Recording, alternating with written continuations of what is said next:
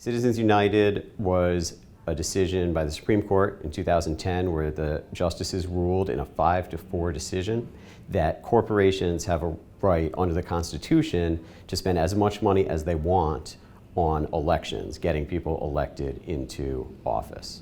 The first thing that happened after the decision was that instead of corporations just spending their money on elections, they started banding together with very wealthy people to form these entities that are now known as super PACs.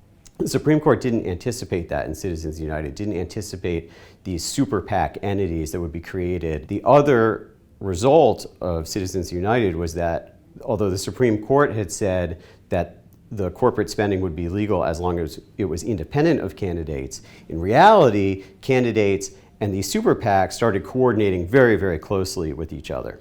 Most voters cannot give thousands, much less tens of thousands or hundreds of thousands of dollars to candidates. When they contribute in $10, $20, $50 increments. And a candidate can put together a campaign with those sorts of contributions. But if their opponent is bankrolled by a super PAC that's raised $1 million from a wealthy special interest, all of those $10 and $20 contributions to their opponent become much less meaningful.